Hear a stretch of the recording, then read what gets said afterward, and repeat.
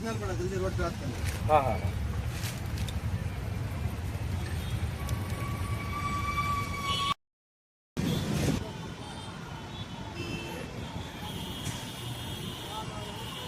ও শাড়িটা কেনার জন্যই অপেক্ষা করছিল উনি। শাড়িটা যেই কেনা হয়ে গেল উনি চলে এলো, এই হলো কুব্বন পার্ক। বললো এবার ভেতরে চলে যান বাবা। জাস্ট শাড়িটা কেনা হয়ে গেল, রানিং বের করে দিল। মানে ওর ওখান থেকে কামাই হয়ে গেল। রানী তো বোঝে না, রানী ভাবলো যে এখানে মনে হয় আমি কম দামে পেলাম। আমি বললাম হাফ দামে দিয়ে দেয় কেউ। যে শাড়ি ছিল 1800-1900 টাকা, সেই শাড়ি 1000 টাকা 950 900 না 950 টাকায় দিয়ে দিল। হিসাব মতন হাফ দামে দিয়ে দিল। তা কী করে দেয়? যেটা ইউটিউবে একটু আগে রানী দেখছিল, কুব্বান পার্ক। এই কুব্বান পার্কের ভেতরেই নাকি মেট্রো স্টেশন আছে। সেই মেট্রো স্টেশন দিয়েই নাকি সোজা চলে যাওয়া যাবে ইসকন টেম্পলে। আমাদের হাতে সময় কম।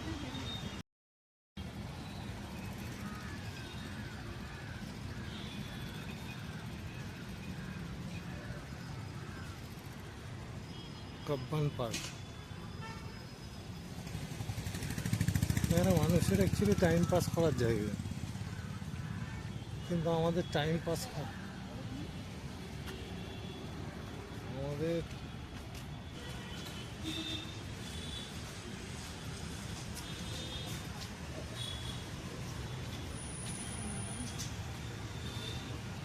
মাইসুর প্যালেসে গেলাম, কিন্তু মাইসুর প্যালেস দেখতে পেলাম না। এখন কী করবো?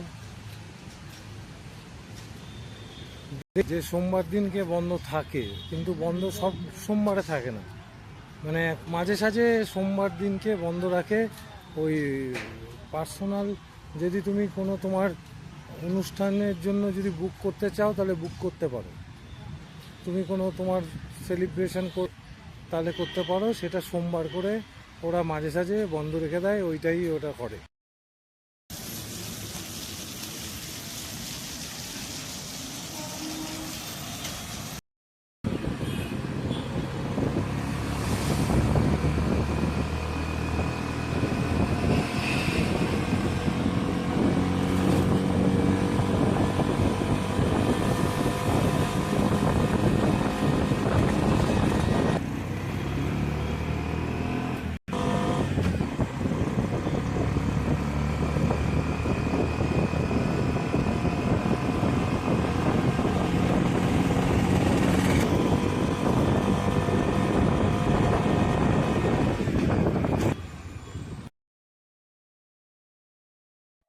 সবার প্রথমে একটা যেটা ভুল হয়েছিল সেটা হলো মাইসুর প্যালেস বলছিলাম, অ্যাকচুয়ালি ওটা ব্যাঙ্গালোর প্যালেসে গেছিলাম, কিন্তু ব্যাঙ্গালোর প্যালেস বন্ধ ছিল। ওটা মাঝে মাঝে সোমবার বন্ধ থাকে পার্সোনাল কোনো কারণে। যদি ওটা কেউ বুক করতে চায় কোনো অনুষ্ঠানের জন্য, তাহলে সেটা অনুষ্ঠান পারপাস ওটা বুকিং হয়, সেদিন ওটা ভিজিট করে না, বাইরের লোকের জন্য বন্ধ হয়। এটা বেশিরভাগ ক্ষেত্রে মানডে হয়। তা আমরা কি করব, ওখান থেকে লাস্টে একটা অটো লোকাল সাইট সিন বললো যে বিধানসৌধা, হাই কোর্ট আর লাল চন্দন গার্ডেন দেখিয়ে ওখান থেকে ওদের যে শাড়ি ফেমাস সিল্ক, সেই শাড়ি ব্যাঙ্গালোর সিল্কের একটা দোকানে নিয়ে যাবে। ওখান থেকে কিছু কেনাকাটা করলে করবে, কিছুক্ষণ বসিয়ে তারপর লাস্টে কাব্বান পার্কে ছেড়ে দেবে।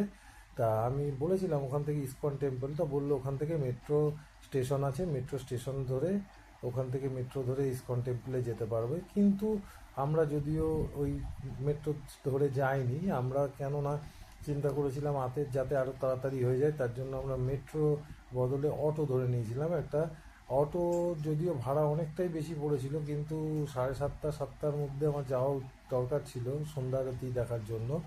কিন্তু সেদিনকেই তামিলনাড়ুর মুখ্যমন্ত্রী কেবল শপথ নিয়েছিল বিজয় থালাপাতি। সেই দিন এসেছিল উনি আর রাহুল গান্ধী দুজনাই ওই সীতারাম আইয়ারের ইয়েচুরির ওখানে বাড়ি আছে, সেই বাড়িতে। তাই জন্য রাস্তায় প্রচণ্ড জ্যামে অনেকটাই লেট হয়ে গেছিল। আমরা অটোতে যথারীতি যাই হোক যেমন তেমন করে সন্ধ্যাবেলা 7টায় পৌঁছে গেছিলাম। ঢুকে খুব ভালো দর্শনও হয়েছে, কোনো লাইনও দিতে হয়নি। মন্দির ভালোভাবে দর্শন করেছি, প্রসাদও পেয়েছি, টুকটাক ছোটোখাটো দু একটা জিনিস কেনাকাটাও করতে পেরেছিলাম ইসকন টেম্পলে। কিন্তু দুর্ভাগ্য একটাই ছিল, সেটা হলো মোবাইলের আমার চার্জ শেষ হয়ে গেছিলো। তাই জন্য আর এর পরের কোনো ভিডিও আমি আর করতে পারিনি। আমি তাই জন্য এগুলো দেখাতে পারছি না। আমার ভিডিও আর বেশি দূর অবধি নেই, পরের দিন আবার সকাল থেকে ভিডিও করতে একটা কথা আরেকটা না বললে না, সেটা হলো কুব্বন পার্কের সামনে থেকে আমি কিন্তু র্যাপিডোতে অটো অনেক বেশি ভাড়া পেয়েছিলাম, 350 টাকা, আর ছোট গাড়ি 600 টাকা ইসকন টেম্পল যাওয়ার জন্য। কিন্তু লোকাল যে অটো, একটা অটো যাই হোক এলো, আমি ওকে 250 টাকা বলাতেও কিন্তু রাজি হয়ে গেছিলো। এটা আমি বলে রাখলাম, 250 টাকাতে আমি কিন্তু এটা ভাড়াটা। এরপরে আর আমাদের সেরকম জামে খুব দাঁড়াতে হয়নি, এরপরে রাস্তা মোটামুটি ক্লিয়ার পেয়ে গেছিলাম, তাই আর খুব বেশি দেরি হয়নি।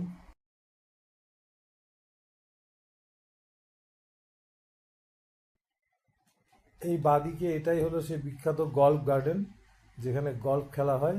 জায়গাটা অনেক বড়, যদিও সেদিনকে এতটাই তাড়াহুড়ো ছিল যে নেমে একটু টাইম ওখানে স্পেন্ড করব তার উপায় ছিল না, কেননা ইসকন টেম্পলের দিকে যাওয়ার টাইম হয়ে গেছিলো। মনে হচ্ছে না দেখে যে অনেক বেলা হয়ে গেছে, কিন্তু অ্যাকচুয়ালি তখন 6টা 6:30টার উপরে টাইম হয়ে গেছিলো। কিন্তু দেখে ওয়েদার মনে হচ্ছিল না যে এত সন্ধে হয়ে গেছে, কিন্তু আমার সবসময় ঘড়ির দিকেই নজর ছিল যে অন্তত মন্দিরটা আরতিটা যদি দেখতে পাই সন্ধ্যা ঠিক টাইমে। এটাই হলো সেই গল্ফ গার্ডেন, একদম সেন্টারে, ব্যাঙ্গালোরের সেন্টারে এই গল্ফ গার্ডেন। এরকম অনেক গার্ডেনই আছে হয়তো, কিন্তু যাই হোক আমরা জানি না। তবে এই গল্ফ গার্ডেনটা আমি মাঝে সাঝেই যখন যেতাম দেখতাম এটা, তো এটা দেখা সম্ভব হয়েছিল সেদিনকে।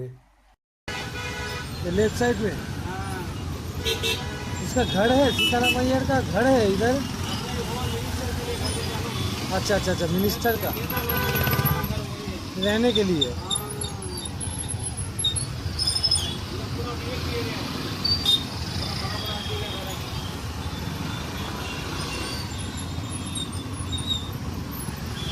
आता है हैदराबाद, विजयवाड़ा।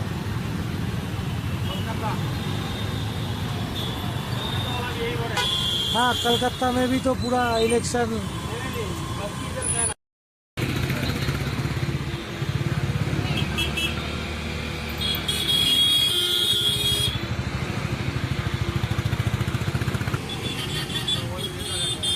ओ अच्छा, वही नेता का घर है, इसीलिए इतना प्रॉब्लम है। वो कुछ दिन के लिए, वो बाद में बीजेपी से ही मिलेगा।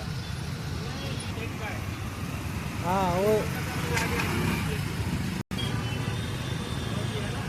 जोगी यूपी में।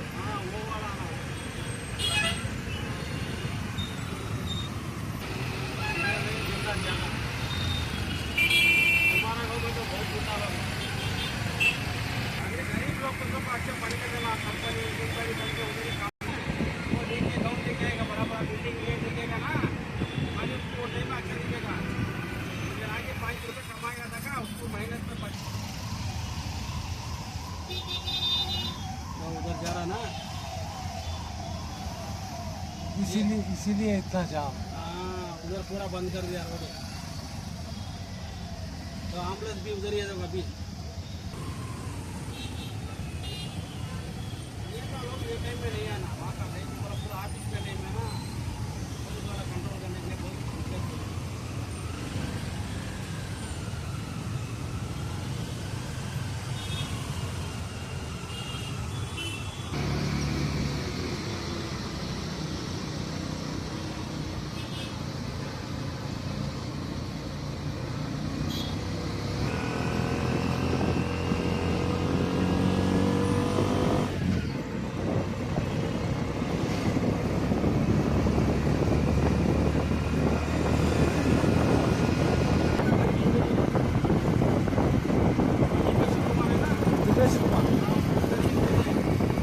पूरा वीआईपी एरिया है।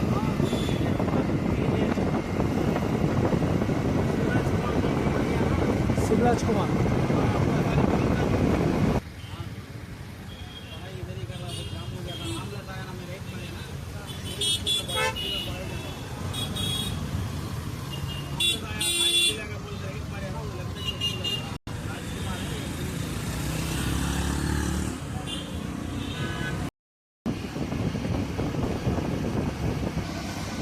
नया साल में।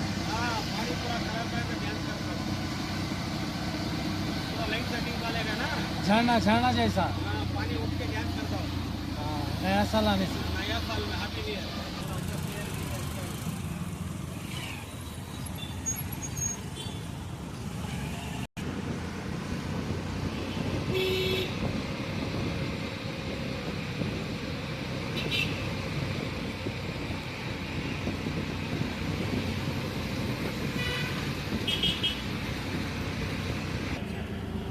पुराना टेम्पल। और मॉडल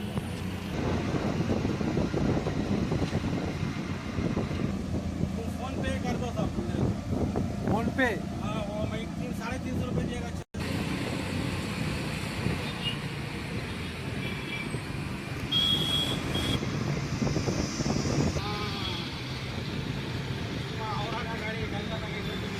पहले तो दुरंतो भी इधर से ही छोड़ता था।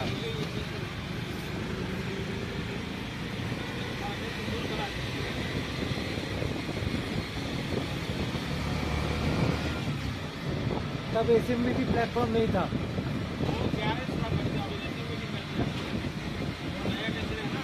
हाँ, मेट्रो मॉल नहीं है। हाँ हाँ हाँ, वो जसवंतपुर रेलवे स्टेशन। पहले सब गाड़ी यहीं से छोड़। हाँ हाँ, अभी भी बहुत सारा गाड़ी है।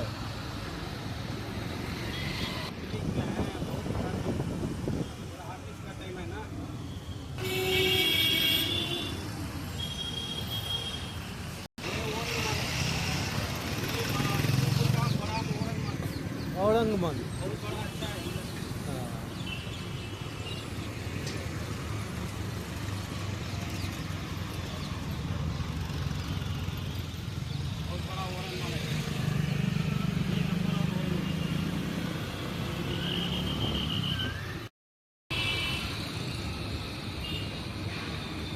अगर लाइन लग जाएगा इधर तो शाम का आरती देख नहीं पाएंगे। अभी 7 बज गया। खाली हो जाए, खाली हो जाएगा ना।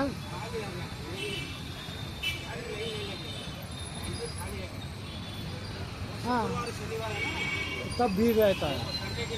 संडे के दिन बहुत भीड़ होगा। आज तो मंडे है, आज भीड़ नहीं रहना चाहिए।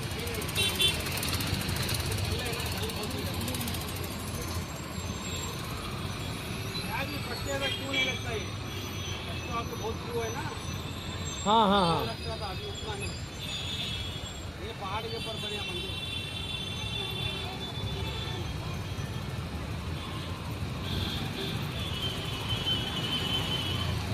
इससे ही थोड़ा आगे जाके लेफ्ट साइड में मेट्रो है। हाँ, वही बाकी। हाँ, ইসকন টেম্পল।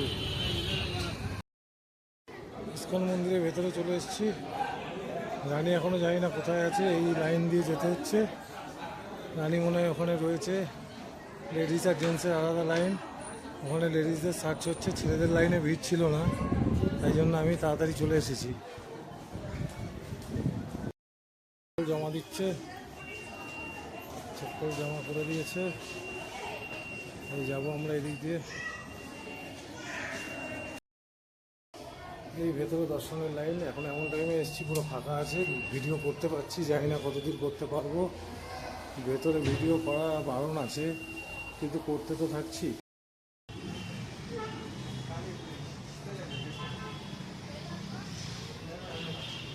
এই ইসকন টেম্পল ব্যাঙ্গালোর। ওই দিক দিয়ে গিয়ে এই ঘুরে এরমভাবে জুতো রেখে এই লাইন দিয়ে এখন যাচ্ছি।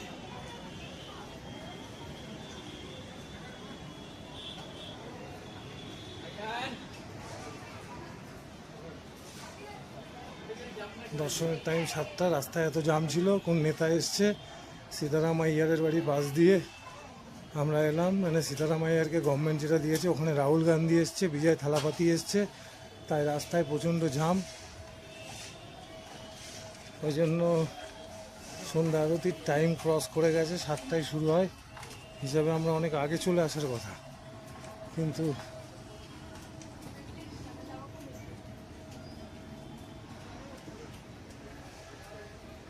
রাত হয়ে গেছে বলে আর অত দেখা যাচ্ছে না পরিষ্কার।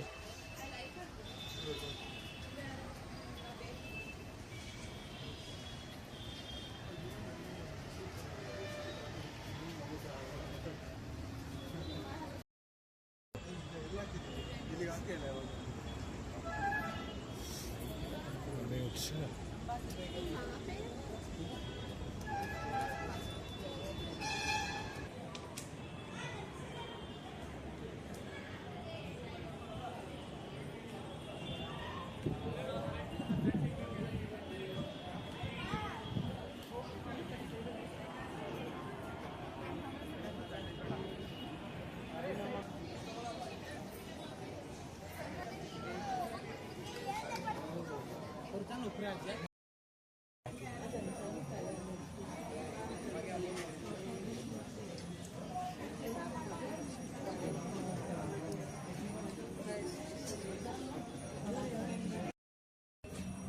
সাইড দিয়ে সাক্ষীর মতন লাগছে।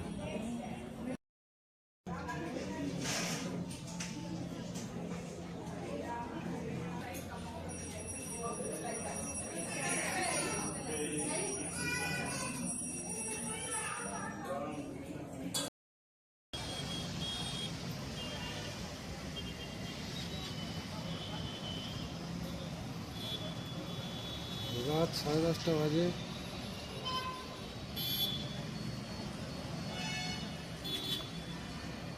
আমি খাই না, কিন্তু এখন কি করব, সামনেই বাদ।